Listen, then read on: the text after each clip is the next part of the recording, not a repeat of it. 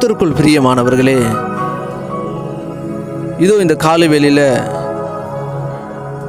ஒரு காரியத்தை குறித்து நாம் சற்று தியானிப்போம்.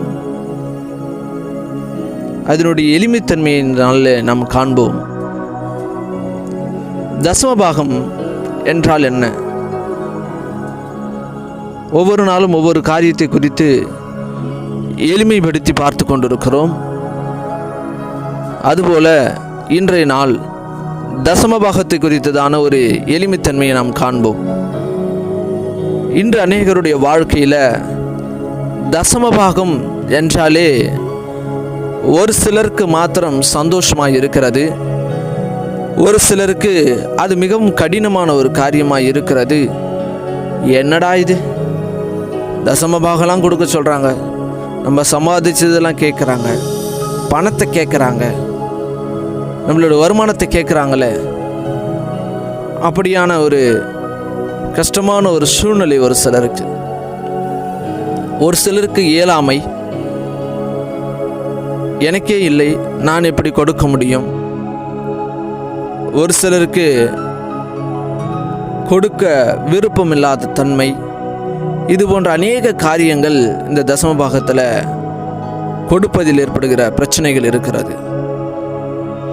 ஏன் தசமபாகம் கொடுப்பதில் இவ்வளவு யோசிக்கிறோம்? இதற்கான புரிதல் என்ன?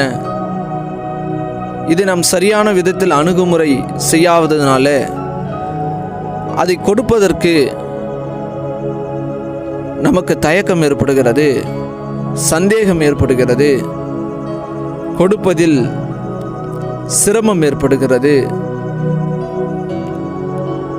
ஒருவனும் கட்டாயமாயும் அல்ல, விசனமாயும் அல்ல, உற்சாகமாய் கொடுக்கிறவனிடத்தில் தேவன் பிரியமாய் இருக்கிறார் என்று வேதம் சொல்லுகிறது. ஆம், நிச்சயமாகவே உற்சாகமாய் கொடுக்கிறவனிடத்தில் தேவன் பிரியமாய் இருக்கிறார். நான் எவ்வளவு கொடுக்க வேண்டும் அதை நீயே தீர்மானித்துக்கொள். 10 1 பங்கு கொடுக்கலாமா? இல்லை 10 100 ரூபாயில் 10 ரூபாய் கொடுக்கலாமா? இல்லை 100 ரூபாயில் 1 ரூபாய் கொடுக்கலாமா? கொடுக்கலாமா வேணாமா? நீங்களே முடிவு செய்து கொள்ளுங்கள். ஆனால் நீங்கள் கொடுப்பதினால், வேதத்தில் பார்க்கிறோம், நீங்கள் கொடுப்பதினால் நிச்சயமாய் உங்கள் வாழ்க்கையில் விருத்தி அடைவீர்கள் என்று வேதம் சொல்லுகிறது. இது என்ன ரகசியம்? இதனுடைய எளிமைத்தன்மை என்ன? நாம் கொடுப்பது ஏன் சிரமமாய் இருக்கிறது? அதை சரியாய் புரிந்து கொள்ளும் பொழுது நிச்சயமாக உங்கள் வாழ்க்கையில் பெரிய மாற்றத்தை ஏற்படுத்தும் என்று நான் நம்புகிறேன். இன்று கொடுங்கள், அப்பொழுது உங்களுக்கு கொடுக்கப்படும். விதை போல விதையுங்கள், அது உங்களுக்கு 100 மடங்கு பலன் கொடுக்கும். நீங்கள் 100 ரூபாய் விதைத்தால் இரட்டத்தனையாய் கர்த்தர் கொடுப்பார். இப்படிதான பிரசங்கங்களை நாம் கேட்டிருப்போம். அது உண்மை என்றாலும் கூட கொடுப்பது என்பது, இவ்வளவு கேட்டாலும் கொடுப்பது என்பது நமக்கு மிகவும் சிரமமாகவே உள்ளது. காரியம் அதன் புரிதல் நமக்கு சரியில்லை என்பதுதான். இந்த காலை வேளையில் உங்களோடு கூட இந்த எளிமைத்தன்மை உங்களோடு கூட பகிர்ந்து கொள்ள விரும்புகிறேன். இதை கேட்கிற உங்கள் வாழ்க்கையில் நிச்சயமாய் பெரிய மாற்றங்கள் நடக்கும் என்பதை நான் நிச்சயித்திருக்கிறேன். ஏனெனில் என்னுடைய வாழ்க்கையிலும் நான் கொடுக்கும் பொழுது, என்னுடைய தேவைகளை பார்க்கும் பொழுது நான் கொடுப்பது என்பது மிகவும் சிரமமான ஒரு காரியமாக இருந்தது. 10 1 கொடுத்து விட மாட்டோமா என்கிற ஒரு அங்கலாய்ப்போடு கொடுக்கப்பட்ட ஒரு சூழ்நிலை இருந்தது. 10 1 கொடுத்துடணுமே அப்படின்ற ஒரு ஏக்கம். ஐயோ, கடவுளுக்கு கொடுக்குறோம், 10 1 கொடுக்கணுமே அப்படின்னு. நான் கொடுக்கறதுனால அவர் ஐஸ்வர்யம் ஆவறதில்ல.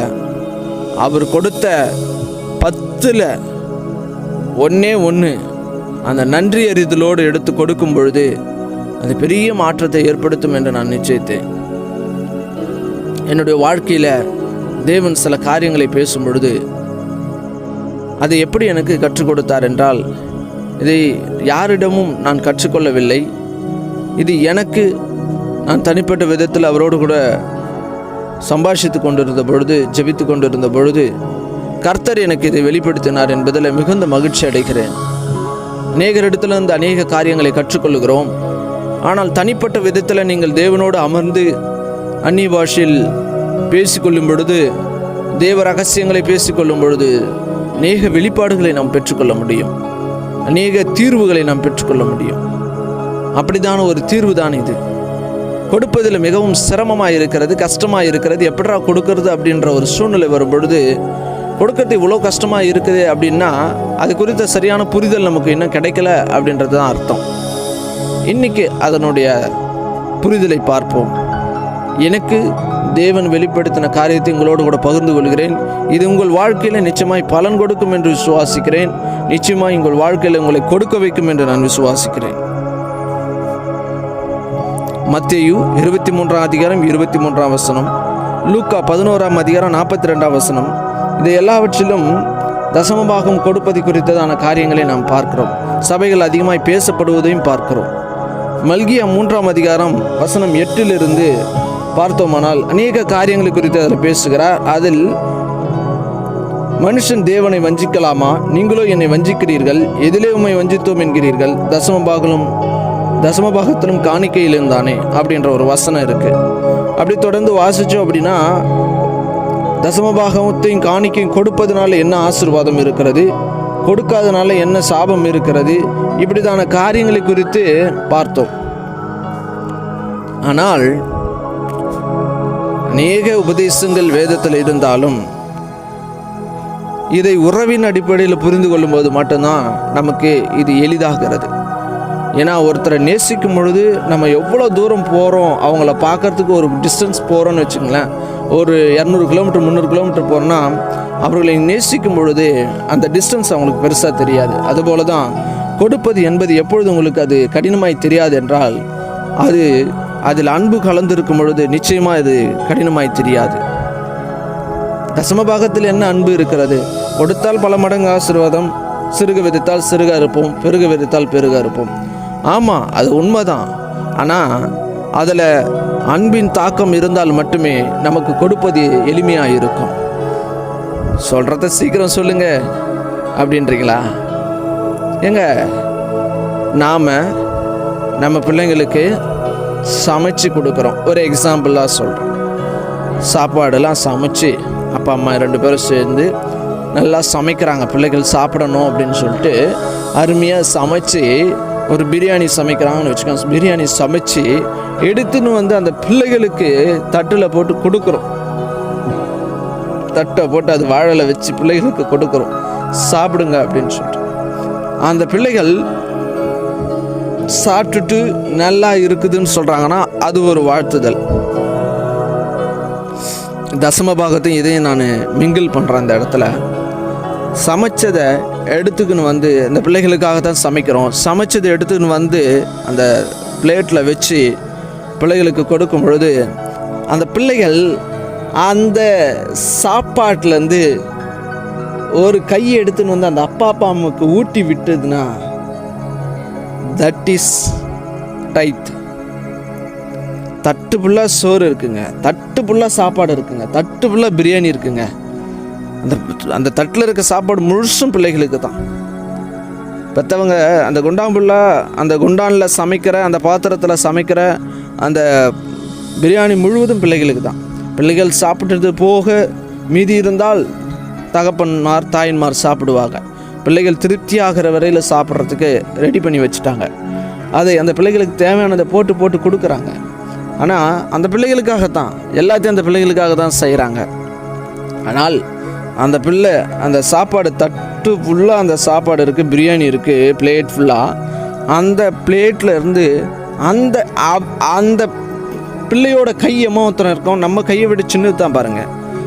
அந்த சின்ன கையில் கொஞ்சம் எடுத்துக்கின்னு எவ்வளோ அதனால் எடுக்க முடியுமோ அதை எடுத்துக்கின்னு நமக்கு ஊட்டி விடும் பொழுது, அந்த தகப்பனுக்கு ஊட்டி விடும் பொழுது, அந்த தாய்க்கு ஊட்டி விடும் பொழுது உங்களுக்கு எப்படி இருக்கும்?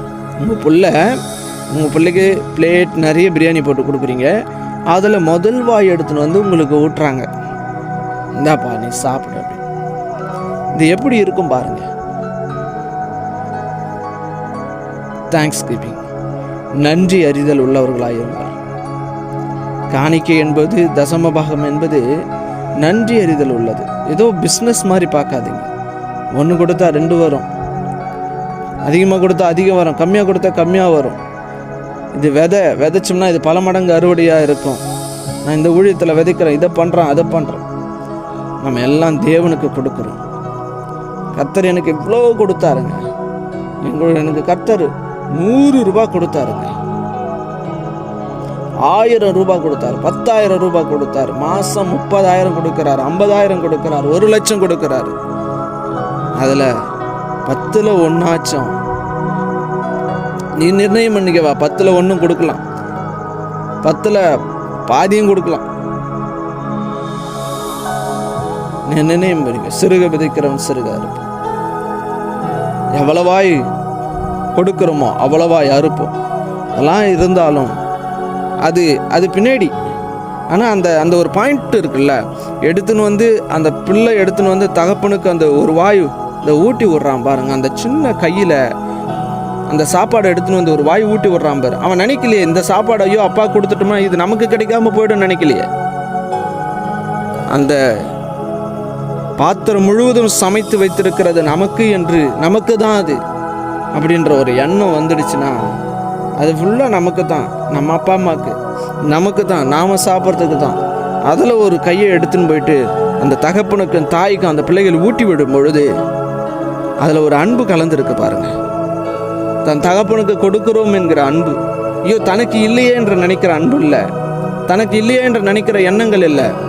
ஐயோ என் அப்பாவுக்கு நான் கொடுக்குறேனே, என் தகப்பனுக்கு நான் இதை கொடுக்குறேனே அப்படின்ற அந்த நன்றி அறிதலோடு கூட, நன்றி உணர்வோடு கூட கொடுக்குற அந்த ஒரு வாய் சோறு, ஒரு வாய் பிரியாணி, எந்த சாப்பாடாக இருக்கட்டும், அந்த ஒரு வாய், அதுதாங்க தசமபா. அந்த பிள்ளைகள் அடுத்தது 2 வாயை ஊட்டலாம், 3 வாயை ஊட்டலாம், 4 வாயை ஊட்டலாம். அது அந்த பிள்ளைகள் விருப்பம். நீ எவ்வளோ வேணும்னாலும் பிள்ளை தகப்பனுக்கு ஊட்டலாம். ஆனால் அந்த தகப்பனுக்கு அந்த பிள்ளை ஊட்டி விடுது பாருங்க, தட் இஸ் லவ். கொடுப்பது எப்பொழுதும் அன்பு நிறைஞ்சு கொடுங்க. நான் என் அப்பாவுக்கு கொடுக்குறேன், என் அப்பாவுக்கு நான் ஒரு வாய் ஊட்டி விடுற மாதிரி கொடுக்குறேன். இப்படி புரிதல் உங்களுக்கு வருமே ஆனால் நிச்சயமாய் காணிக்கை கொடுப்பதும் தசமபாகம் கொடுப்பதும் உங்களுக்கு கஷ்டமாக இருக்காது. ஐயோ எனக்கு இல்லையே, இது கொடுத்துட்டு நான் என்ன பண்ணுவேன், இதை கொடுத்துட்டு நான் என்ன பண்ணுவேன் அப்படின்னு நீங்கள் நினைக்கிறீங்க. இது நான் வந்து ஊழியக்காரனுக்கு கொடுக்குறேன், அந்த ஊழியக்காரனுக்கு கொடுக்குறேன், இந்த எல்லாரும் தேவனுக்கு கொடுக்குறோம். ஊழியக்காரருக்கு தான் எடுத்துன்னு கொடுக்குறோம், ஆனால் அது தேவனுக்கு கொடுக்குறோம். நான் ஒரு வாய் ஊட்டி விடுற மாதிரி அது. அந்த அப்பா அம்மா ஐயோ இந்த பிள்ளை வந்து ஊட்டி விட்டவுடனே அந்த பிள்ளைக்கு அந்த தகப்பனுக்கு ஒரே சந்தோஷம் பாருங்க, ஒரே சந்தோஷம். பரவாயில்லப்பா, இல்லைப்பா ஊட்டிக்குப்பா ஒரு வாய்.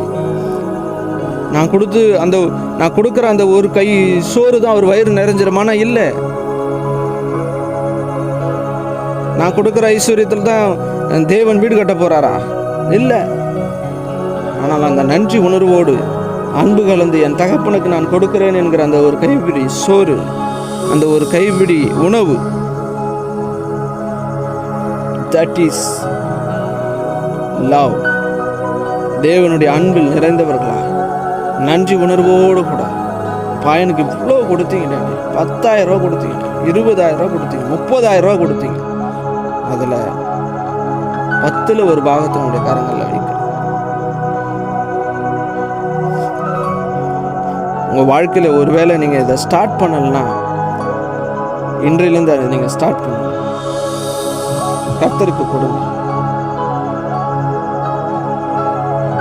கர்த்தருக்கு கொடுங்கன்னா ஏதாவது ஒரு சர்ச்சில் எடுத்துன்னு போயிட்டு நான் காணிக்கை போட்டு வரதா அப்படின்னு கேட்குறாங்க ஒரு சார். நீங்கள் கேட்கிற வார்த்தைகள், நீங்கள் கேட்கிற தேவனுடைய வார்த்தைகள் யார் மூலமாய் வருகிறதோ, நீங்கள் ஒரு நாளில் யாருடைய வார்த்தை கேட்கும் பொழுது உங்கள் வாழ்க்கையில் அடுத்த நிலைக்கு நீங்கள் போகிறீர்களோ, உங்களுடைய ஆவிக்குரிய நிலைமையில் நீங்கள் எப்பொழுது வளர ஆரம்பிக்கிறீங்களோ, யாருடைய வார்த்தை கேட்டு வளர ஆரம்பிக்கிறீங்களோ, யாருடைய வார்த்தை உங்களை தேவனை நோக்கி நடத்துகிறதோ அந்த இடத்துல நீங்கள் கொடுங்கள். அவர்கள் உங்கள் ஆவிக்குரிய தகப்பனாக இருக்கிறார்கள். அந்த ஆவிக்குரிய தகப்பனுக்கு தான் நம்ம ஒரு வாய் ஊட்டி விட போகிறோம். நிச்சயமாக இந்த பதிவு உங்கள் வாழ்க்கையில் பெரிய மாற்றத்தை ஏற்படுத்தும் என்று நம்புகிறேன். ஏனெனில் அந்த வார்த்தை எனக்குள் பெரிய தாக்கத்தை ஏற்படுத்தியது. என் தகப்பனுக்கு நான் ஒரு வாய் சோறு ஊட்டி விடும்போது எனக்கு சந்தோஷம். என் அப்பாவுக்கு நான் ஊட்டி விடுறான்ற சந்தோஷம். Thanks giving. நன்றி உணர்வோடு கூட நான் அன்பு கலந்தவனா என் அப்பாவுக்கு செய்கிறேன், என் அப்பாவுக்கு செய்கிறேன், என் அப்பாவுக்கு நான் ஊட்டி விடுறேன், என் அப்பாவுக்கு இதை கொடுக்குறேன் அப்படின்ற அந்த உறவோடு கலந்து ஒரு செயலை செய்யும் பொழுது அது நமக்கு பெரிதாய் தெரியாது. இன்று சபைகள் அநேகர் இடங்களில் செயல்களை மாத்திரம் சொல்லுகிறார்கள். அந்த செயலை செய்வதற்கான உந்துதல் எங்கு இருக்கிறது? அது அன்பு கலந்திருக்கும் பொழுது தான் அந்த செயல் நமக்கு எளிமையாக இருக்கும். அதில் அன்பு கலக்கவில்லை என்றால் அது கஷ்டமாகவே இருக்கும். வேதத்தில் பார்க்கிறோம், மாயக்காரரே, பரிசேயரே, நீங்கள் சீரகத்தில் கூட தசம்பாகம் கொடுக்குறீங்க, பூண்டில் கூட தசம்பாகம் கொடுக்குறீங்க, ஆனால் தேவ அன்பையும் விசுவாசத்தையும் விட்டுட்டீங்க அப்படின்னு இருக்கு. அன்பை விட்டுட்டீங்களப்பா. நாம் தேவனுடைய அன்பினால் நிரப்பப்பட்டு இருக்கிறோம். தேவ அன்பு நம்முடைய இருதயங்களில் ஊற்றப்பட்டு இருக்கிறது. இந்த அன்பு கலந்த நன்றி உணர்வோடு கூட அப்பாவுக்கு நம்ம கொடுக்கும் பொழுது பலன் பின்னாடி வருங்க. யானை வரும் முன்னே மணி ஓசை வரும், யானை வரும் பின்னே மணி ஓசை வரும் முன்னே அப்படின்னு சொல்லுவாங்க. அப்படிதாங்க அவங்க வாழ்க்கையில் இது பெரிய மாற்றத்தை, தாக்கத்தை ஏற்படுத்தும். நான் பேசுகிற ஒவ்வொரு வார்த்தைகளும் உங்கள் வாழ்க்கையில் மாற்றத்தை என்று நான் அதை ஒரு லேசாக சொல்லலை. அது ஒரு பெரிய தாக்கத்தை ஏற்படுத்தும், ஒரு எழுப்புதலை உண்டாகும். அப்படியே உங்கள் வாழ்க்கையில் இதை புரிந்து கொள்ளுங்கள். இது உங்கள் வாழ்க்கையில் நீங்கள் கேட்கும் பொழுது, இதை கேட்கிற உங்கள் வாழ்க்கையில் நிச்சயமான பெரிய மாற்றங்களை நீங்கள் காண்பீர்கள். உங்களுடைய இன்டென்ஷன் மாறும், உங்களுடைய எண்ணங்கள் மாறும், தேவனை நோக்கி உங்களுடைய சிந்தனைகள் திரும்பும், உங்கள் வாழ்க்கை செழிக்கும். தேவ நாமம் மகிமைப்படட்டும். இயேசு கிறிஸ்துவின் வல்லமையுள்ள நாமத்தில் ஜெபிக்கிறேன். ஆமென், ஆமென், ஆமென், ஆமென்.